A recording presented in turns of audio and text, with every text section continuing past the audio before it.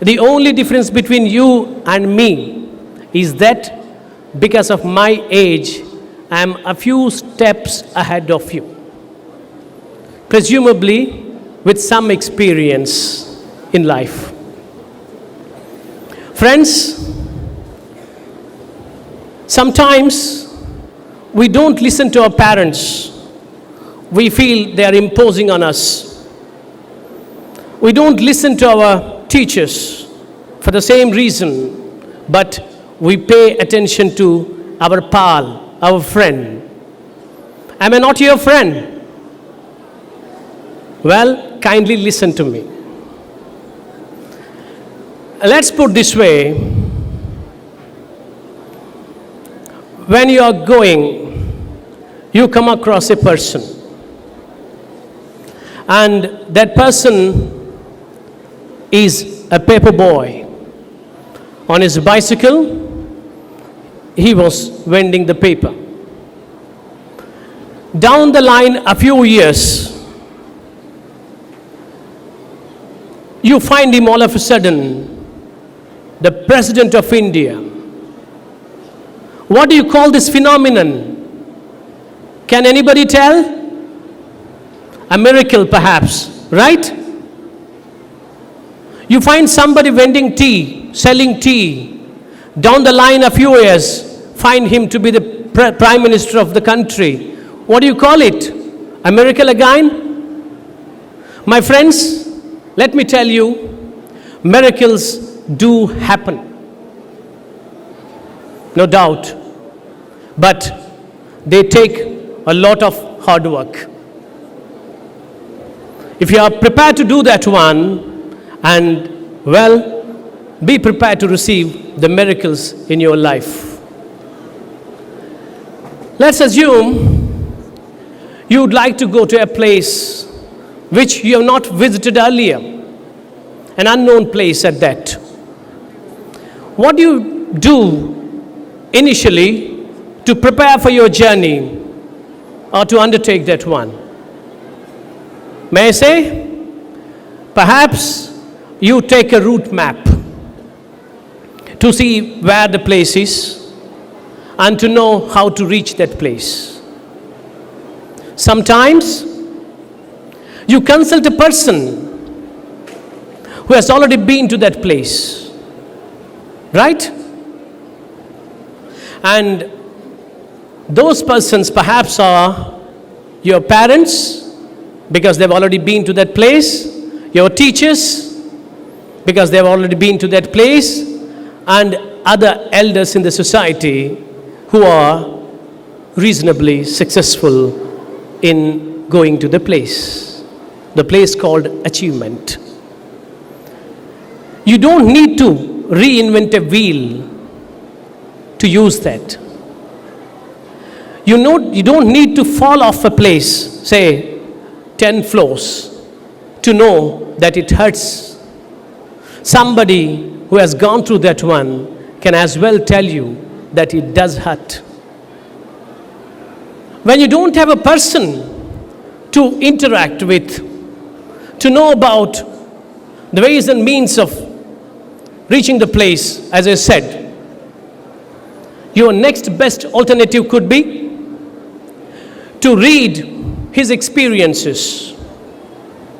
Whatever that man has gone through, you could find in his autobiography or in his writings. That's why believe in the advice that inspires, that lifts, and have access to good books. Now I would like to speak about a couple of books, because I am by nature a bibliophile. I love books and I feel they transform us. We all speak about success. And when it comes to the largest selling genre of books is personality development books. What is the ultimate purpose of your personality development? Perhaps success. Everybody dearly loves success. Then what is success? A scholar from Harvard has undertaken this exercise. He is Malcolm Gladwell. He has written a book, among other ones, Outliers. He has said the research has debunked the theory of genius. It's quite natural you hear saying that he's very brilliant, he's a genius, he's intelligent, and he has successfully demonstrated, drawing upon the research that's been done up to that point of time, that this genius, intelligence, brilliance, they're all beautiful myths to be bust. What has he said? I'll tell you a couple of instances. In America, most of the successful people in the society were born between January and April. Why this phenomenon that those who have been born in those months have become successful when compared to others born in other months? A person like me could have defied those 4 months, January, February, March, April. And I could have said my namaste to that because I should have been born in that month or in those months. The scientists didn't do that. They probed into that one. They would like to know what is this phenomenon that people born in those months have become successful. You know pretty well in American schools, the admission should be after completing 6 years. You get into your first standard after completing 6 years. The cutoff date is 31st December. If a person was born on 30th December or even 31st December and completed 6 years by that day, he would get admission. On the other hand, if he was born on the next day, January, he had to wait 1 full year. That means he'd be getting his admission, or she would be getting her admission 6 years, 364 days later. That means by the time that boy or girl born in the early months of the year joins the school, compared to the rest of the students, he would be 1/6 more matured in age and mental makeup. They naturally will have an edge. I'll tell you a simple example. What makes this edge? What makes this belief in a person's life?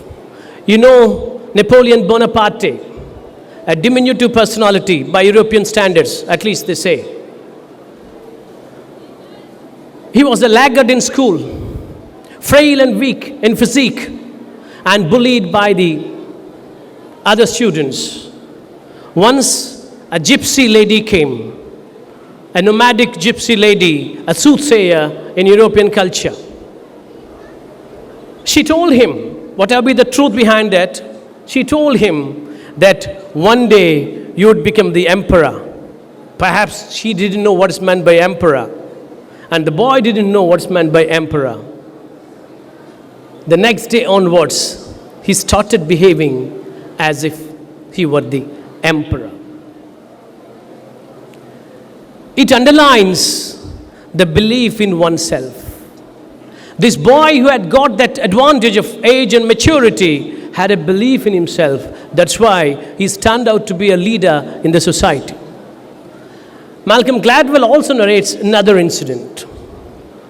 You come across daily, almost, about the child prodigies. You could have seen a boy or a girl reciting the capitals of all the countries in the world, or identifying the flags of all the countries, or telling what day it would be, say 50 years later on the same day and month. We feel the prodigies have been born, they've been inherently brilliant. This theory has been debunked once again. I'll tell you how. You must have heard about Beethoven. Have you? A famous European musician who set the standards. He had his first music concert when he was 6 years old. Don't you hail him as a child prodigy? Well, a scholar had gone into the issue of his life. He has realized that Beethoven's father was a very famous music teacher. The book he wrote was a standard reference for about 30 to 40 years in Europe. He initiated his son, Beethoven, into music when he was 2.5 years old. And by the time he was 6 years, he had 3,500 hours of practice. And this scholar has theorized that a person who has put in 3,500 hours of practice, not performing in the public on his own, could be a late bloomer rather than a prodigy.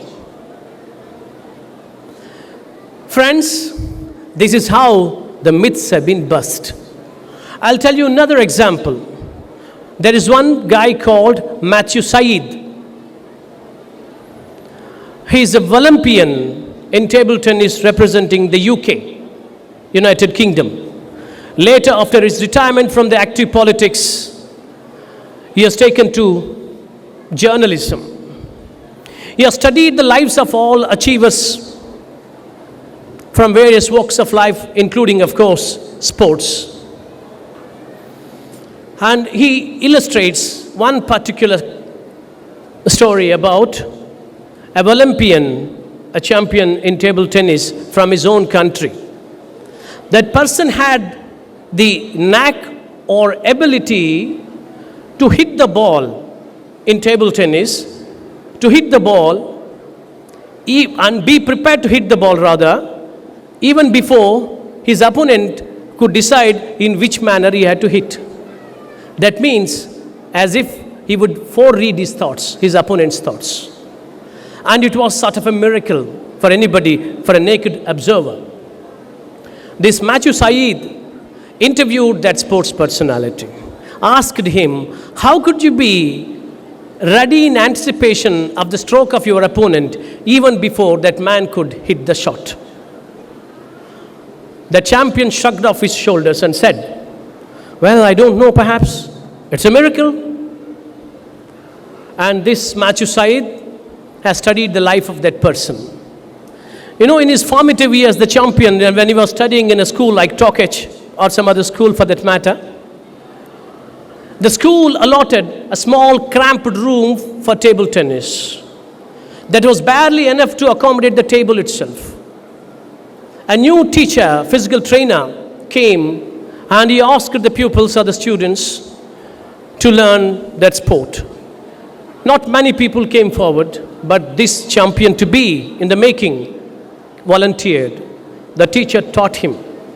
See, when the table was big and the room was small, there wasn't much room left for that man to maneuver.